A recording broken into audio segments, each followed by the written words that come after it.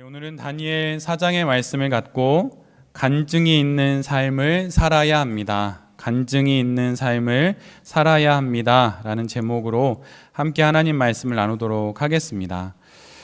오늘 본문은 바벨론 제국의 모든 사람들에게 보내는 느부갓네살 왕의 회람 서신입니다. 그러니까 즉 공고문 같고 포고문 같은 것이지요. 그래서 온 나라의 모든 백성들이 함께 받아서 읽어야 하는 왕의 조서가 바로 오늘 본문의 내용입니다. 그러니까 은밀하게 왕실 한 구석에서 느부갓네살이 혼자 읽는 것이 아니라 온 나라의 모든 백성들이 이 내용을 알아야 한다고 그렇게 왕이 내리는 조서인 것이죠. 느부갓네살 왕은 자신이 경험한 하나님에 대해 온 나라 백성들에게 알리는 간증문과 같은 조서를 내립니다. 우리가 지금까지 함께 본 것처럼 이방 나라의 왕인 느부갓네살은 자신이 꾼 꿈의 내용을 맞추고 또 해석을 해준 다니엘을 통해서 하나님을 만났습니다. 그리고 용광로에 들어갔으나 온전히 걸어 나온 다니엘의 세 친구들을 통해서도 하나님을 만났죠. 그렇게 만난 하나님을 이제 온 나라에 간증하는 것입니다. 우리는 다니엘서를 다니엘과 세 친구들의 영웅의 이야기로 생각하기가 쉽습니다. 그러나 우리가 함께 지나온 다니엘 1장과 2장 그리고 3장을 거쳐서 4장에 이르는 과정에서 각 장마다 등장하는 인물들이 조금씩 다릅니다. 그래서 다니엘은 1장과 2장에 등장하지만 3장에는 등장하지가 않습니다. 그리고 다니엘의 세 친구들은 3장에 주로 등장하고 1장과 2장은 아주 흐릿하게 흔적만 남기듯 등장을 하죠. 그런데 반면에 1장부터 4장까지 모든 장에 빼곡히 등장하는 인물이 있는데 그가 바로 느부갓네살 왕이에요. 이것을 통해서 우리가 알게 되는 건 다니엘서는 다니엘이라고 하는 위대한 영웅과 그의 버금가는 세 친구들의 이야기가 아니라 하나님의 사람인 다니엘과 세 친구들 그리고 세상 권력의 상징인 느부갓네살의 인생 속에서 일하시는 하나님의 이야기라고 하는 것이죠. 다양한 삶의 환경과 조건들 가운데 또 세상적 지위 가운데 하나님을 만난 사람들의 간증문이 바로 다니엘서입니다. 느부갓네살의 간증을 우리가 함께 보고 있는데 이것을 통해서 우리 모두 어떻게 내가 다니엘처럼 다니엘의 세 친구들처럼 그리고 느부갓네살 왕처럼 하나님을 만난 그 간증을 갖고 살아가는 그 삶을 살 수 있는지 함께 살펴보려고 합니다. 첫 번째로 우리 모두가 하나님을 만나 간증의 삶을 살아가기 위해선 하나님이 내 삶에 행하고 계신 일들을 기꺼이 나누려고 해야 합니다. 다니엘서 4장 1절로 3절의 말씀을 우리 모두가 함께 봉독하겠습니다. 함께 봅니다. 시작. 느부갓네살 왕이 전국에 사는 민족과 언어가 다른 뭇 백성에게 다음과 같은 조서를 내렸다. 백성에게 평강이 넘치기를 바란다. 가장 높으신 하나님이 나에게 보이신 표적과 기적을 백성에게 기꺼이 알리고자 한다. 크도다 그 이적이여 능하도다 그 기사여 그 나라 영원하고 그 통치 대대에 이를 것이다. 느부갓네살 왕은 바벨론의 모든 백성들에게 조서를 내리면서 가장 먼저 하나님께서 자신에게 보이신 표적과 기적을 백성들에게 기꺼이 알리고자 한다고 말합니다. 여러분, 고대 근동에서 왕은 실은 신의 대리인이고 보이지 않는 신의 현현이기도 합니다. 그런데 느부갓네살은 알지 못하는 돌이 날아와서 자신이 세운 신생국인 바벨론 제국이 무너지는 꿈을 꿨습니다. 그리고 분노에 차서 용광로에 던졌던 세 친구들이 살아 돌아오는 이런 일련의 일들을 경험하게 되는데 그 모든 일들을 바벨론의 모든 백성들이 알 수 있도록 그렇게 전하기로 결심합니다. 만약에 이 내용이 전해진다면 어떤 일이 벌어질까요? 느부갓네살이 섬기고 있는 마루둑, 그 신이 아니라 하나님이 더 높은 신이라고 하는 것이 전해지는 것입니다. 사실 고대 근동의 모든 왕들은 자신이 섬기는 그 신의 아들이지요. 그런데 그가 섬기는 그 이방신이 아니라 하나님이 더 위대한 신이라고 하는 것이 전해지는 순간 그 왕으로서의 위엄은 실추되는 것입니다. 하나님 앞에서 철저히 낮춰진 볼품없는 자신의 모습이 그대로 만천하에 드러나는 것이에요. 언제 어떻게 권력의 기반이 흔들릴지 알 수 없는 것이지요. 그런데 그럼에도 불구하고 느부갓네살은 자신이 경험한 하나님을 기꺼이 전합니다. 오늘 본문을 보면 느부갓네살은 자신이 만난 하나님을 그냥 알린다고 말하지 않고 기꺼이 알리고자 한다고 성경은 정확하게 기록해 놓고 있어요. 우리의 신앙생활 속에서도 마찬가지입니다. 우리가 경험하는 하나님, 우리의 삶 가운데 일하신 하나님을 기꺼이 나누는 것이 우리 모두에게도 반드시 있어야 하는 것이에요. 교회에 와서 청중이나 관객처럼 예배만 드리고 가는 것으로는 결단코 좋은 그리스도인이 될 수 없습니다. 제가 수십 년 보아왔던 신앙 경력이 30년, 40년 됐다고 하는 중직자들이 신앙에서 실족하는 것들을 보았을 때 그분들의 대부분은 함께 자신의 고민과 삶을 나누고 기꺼이 자신의 삶을 나눴던 그런 공동체가 거의 없으셨어요. 청중처럼 관객처럼 예배를 드리는 것으로 그렇게 신앙생활을 유지해 왔던 것이죠. 삶을 기꺼이 나눌 때에만 참다운 그리스도인으로 성장하고 성숙할 수 있습니다. 제가 몇몇 성도님들을 영적 동반을 하다 보면 한 1시간 반, 2시간 정도 영적 동반을 하게 되는데 1시간 정도라고 줄여서 말씀을 드리면 1시간 내외의 만남을 가질 때 거의 5분의 4 정도는 그분의 이야기를 듣는 것이 전부입니다.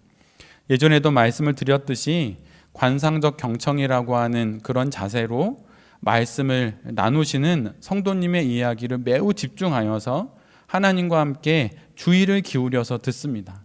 그런데 한 주, 2주, 한 달, 2달 그렇게 성도님의 이야기를 듣고 나누다 보면 또 함께 기도를 하다 보면 점점 그 성도님들이 문제에서 한 걸음씩 걸어 나오는 것을 발견하게 돼요.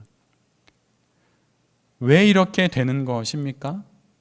이는 혼자 안고 있던 생각과 고민, 문제들을 다른 이들과 나누면서 그것이 영혼의 발걸음이 되어 하나님을 향해 진일보하면서 앞으로 나아가기 때문입니다.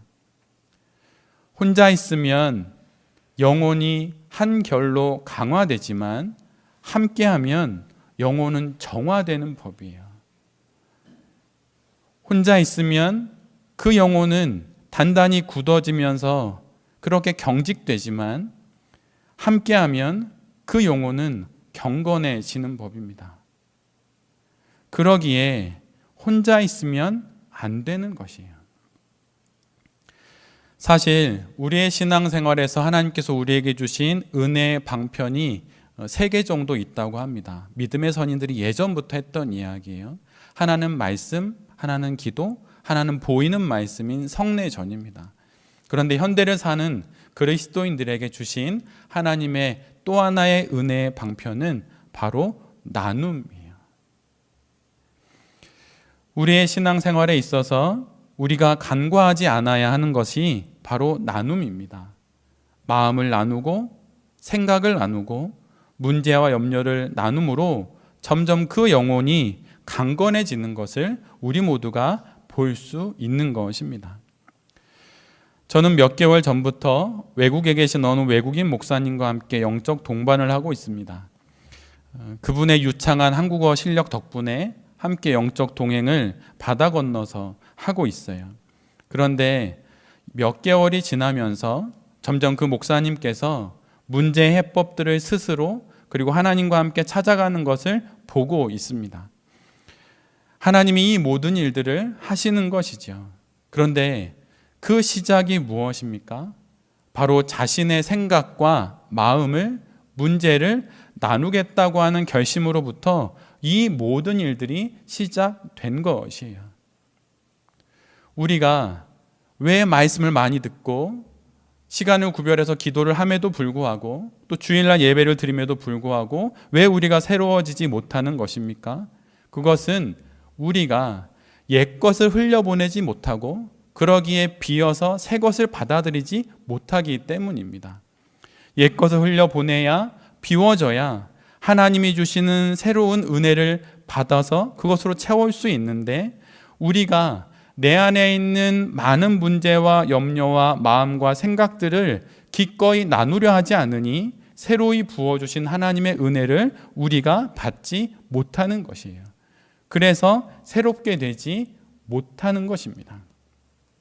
비워내야 채워질 수 있는 것이에요. 신앙생활을 아무리 신학 박사, 세계적인 명설교자를 만나 그와 함께 신앙생활을 수년을 한다 하더라도 내 안에 있는 것을 기꺼이 꺼내놓으려 하지 않으면 부어주시는 하나님의 그 수많은 은혜들이 그저 귀를 스치고 지나갈 뿐입니다. 그냥 땅에 떨어질 뿐인 것이에요. 하나님의 은혜가 들려오지만 나의 영혼에 가득 차버린 수많은 문제와 염려와 마음과 생각들을 쏟아내지 않으니 채워지지 않는 것입니다. 그러기에 나눔을 통해 우리는 하나님께서 우리에게 나누어 주시는 그 은혜를 받을 준비를 해야 하는 것이에요.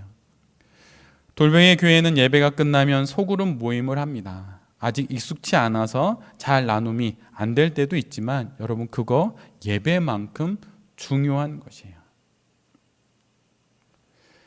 예배 때 받은 은혜, 주중에 겪게 된 상황과 경우들을 나누면서 서로의 기도 제목과 마음을 기꺼이 나누면서 우리는 이것을 통해 간증이 있는 삶을 살아가기 시작하는 것입니다.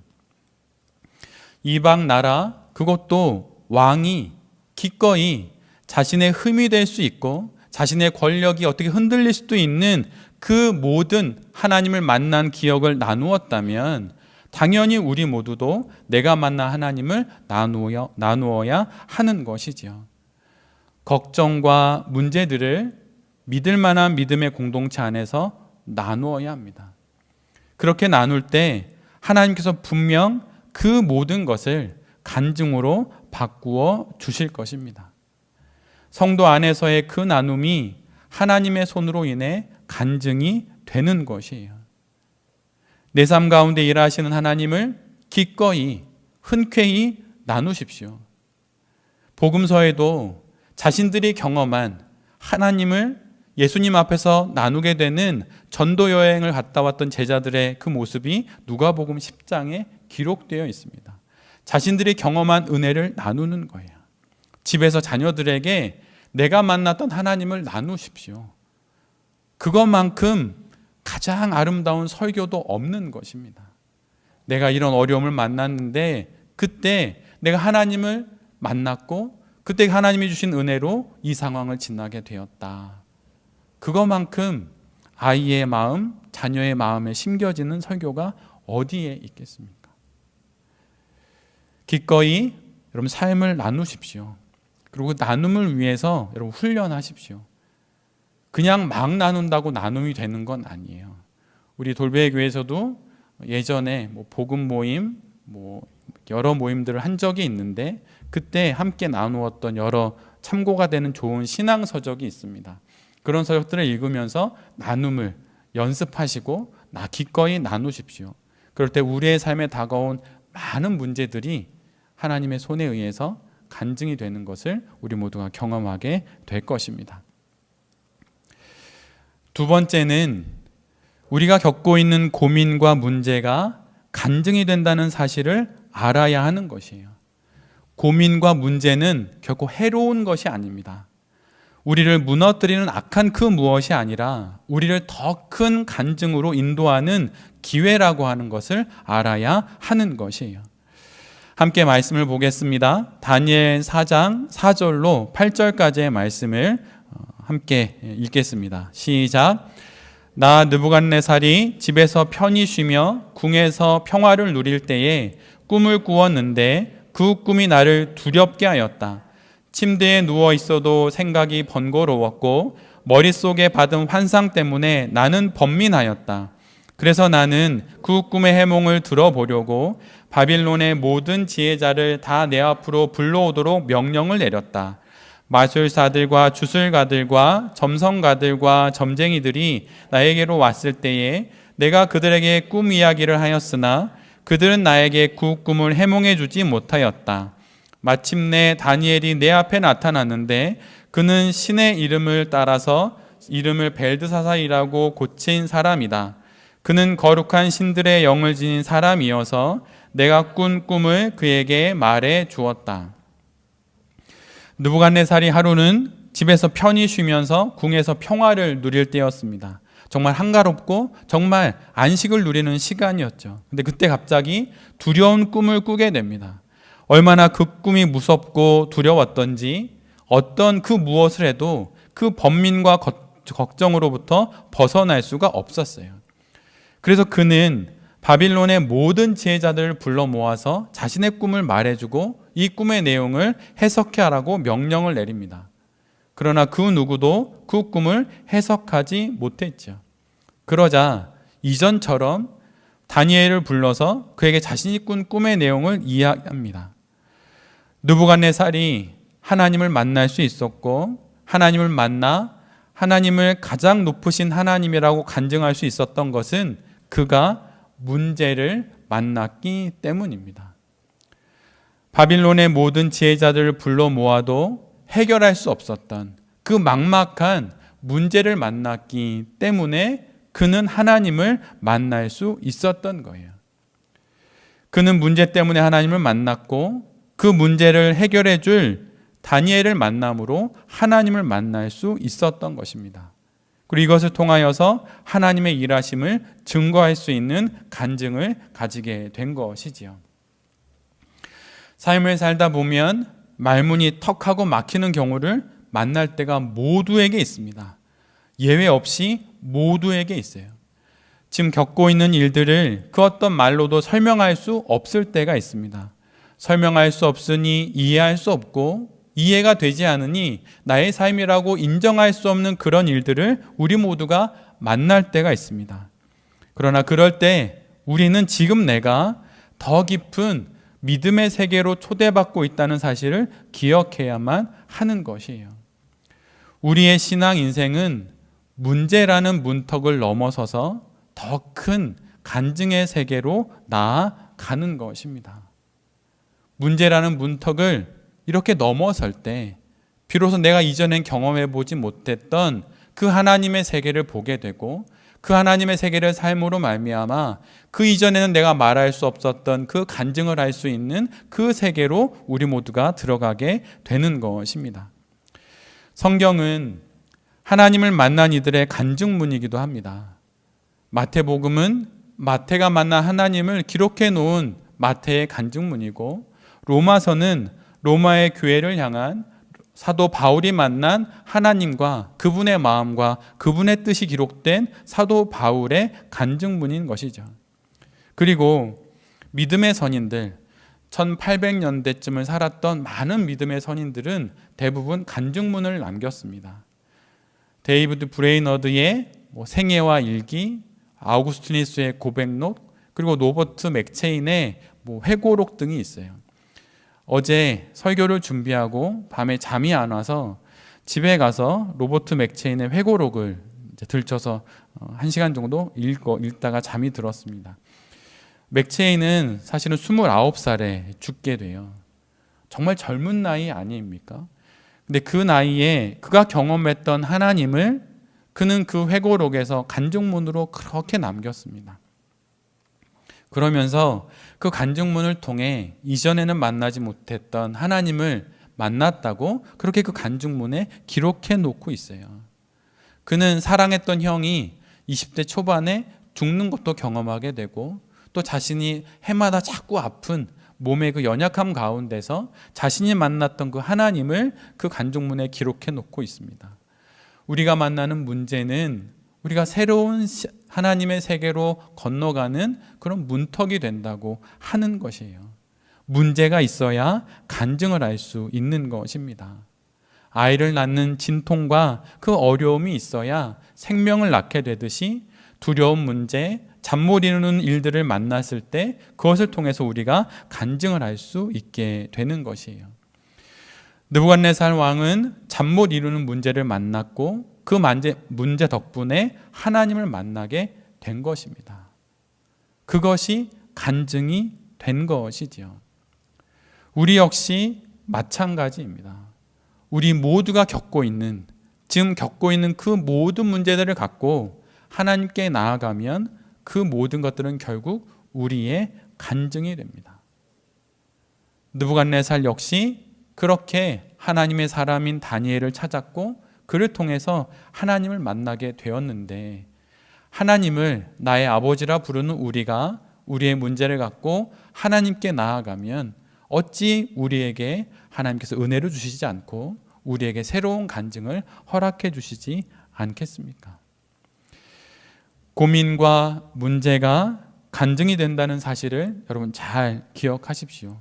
그렇다면 그 어떤 어려움도 간증을 쓰게 하는 또 다른 기회가 된다는 것을 우리 모두가 고백하면서 그 수많은 어려움에도 불구하고 우리의 삶을 잘 살아갈 수 있을 것입니다. 로버트 맥체인의 회고록에서 본 여러 글을 읽다가 거기에 나온 그가 인용해 놓은 한 성경 구절이 마음에 큰 위로가 되었어요. 에레미야가 3장 33절의 말씀인데, 그 말씀을 개역개정으로 읽어드리면 다음과 같습니다. 주께서 인생으로 고생하게 하시며 근심하게 하심은 본심이 아니시로다. 하나님께서 인생으로 고생하게 하고 근심하게 하시는 것은 그분의 본심이 아니라고 하는 것이에요. 하나님의 본심은 무엇입니까?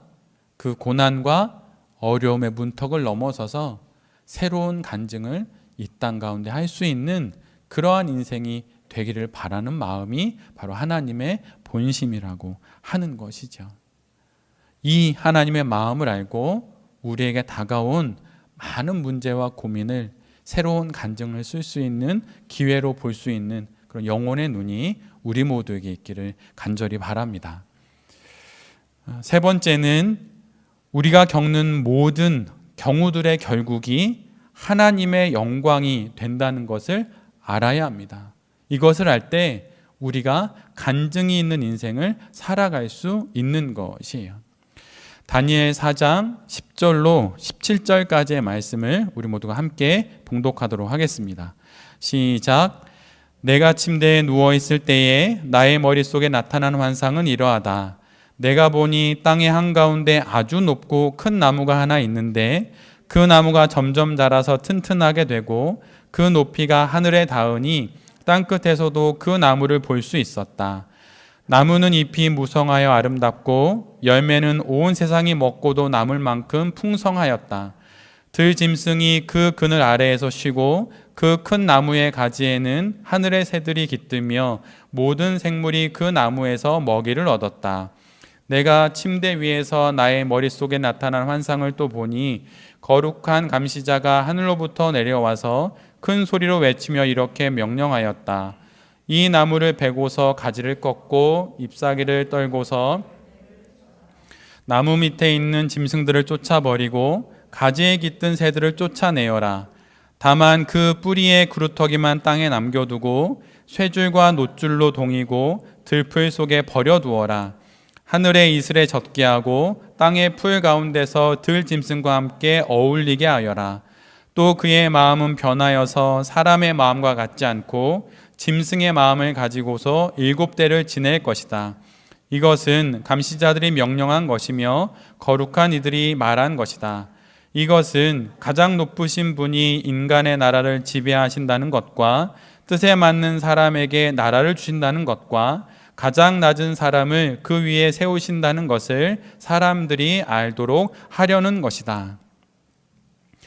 느부갓네살은 꿈속에서 땅의 한가운데 아주 높고 큰 나무를 봅니다.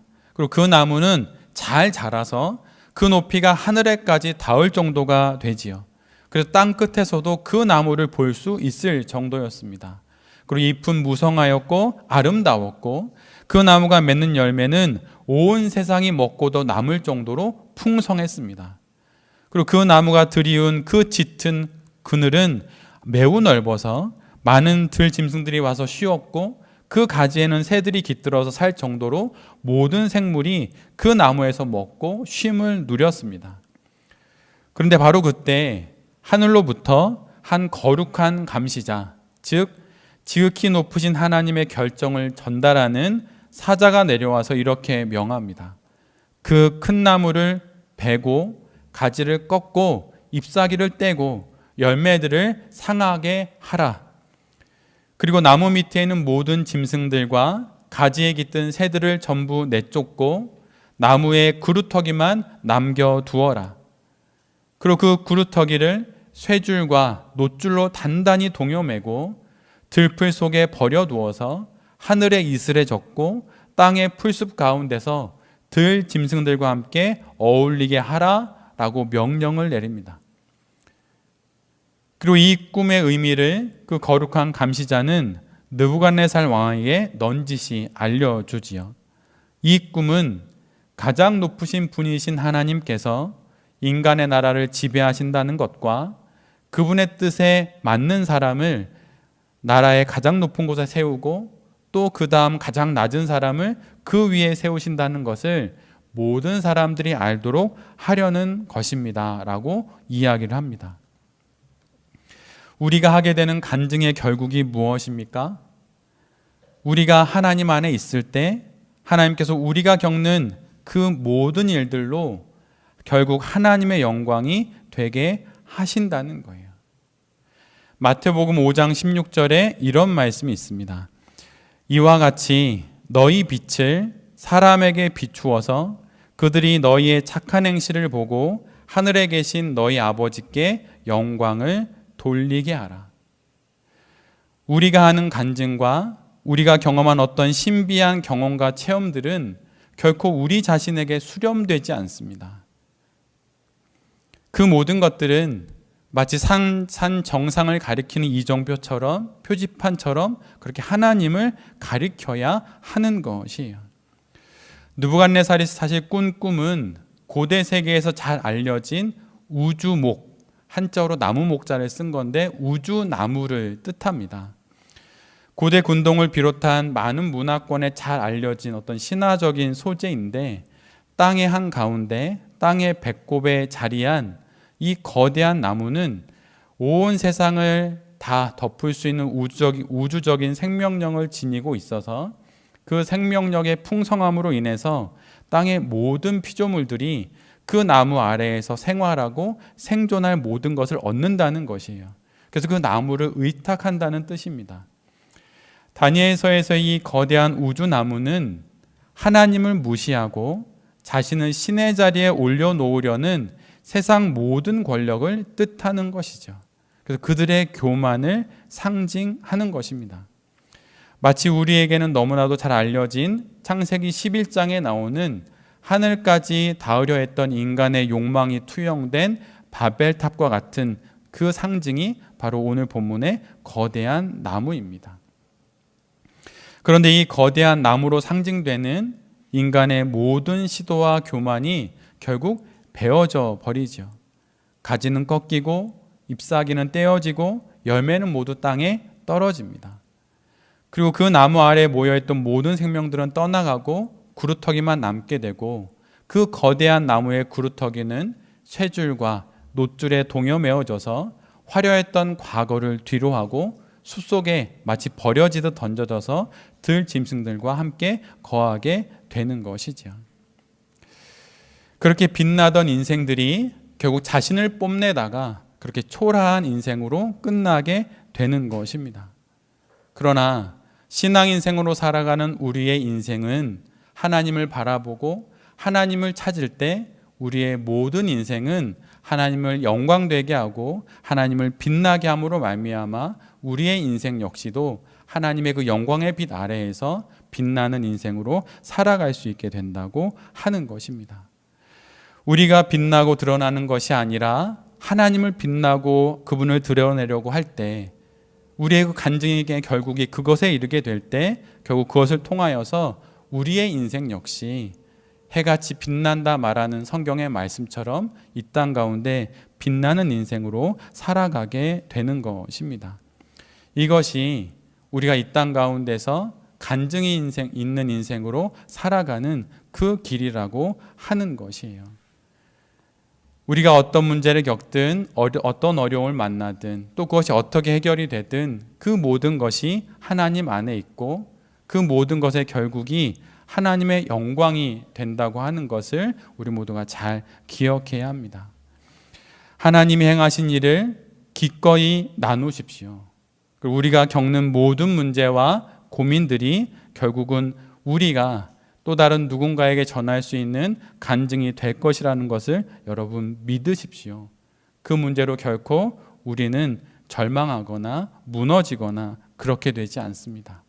그리고 우리의 모든 간증이 결국 하나님의 영광이 되고 하나님의 그 영광의 빛 아래에서 우리도 해같이 빛나는 신앙 인생을 살아가게 될 것이라고 하는 것을 믿으셔서 이 땅의 삶을 살아가면서 어떤 사연을 만나든 어떤 사건을 만나든 결코 포기하지 않고 절망하지 않고 소망 가운데 하나님과 함께 우리에게 주어진 이 인생을 간증하며 살아가는 우리 모두가 될 수 있기를 간절히 기도드립니다. 아멘.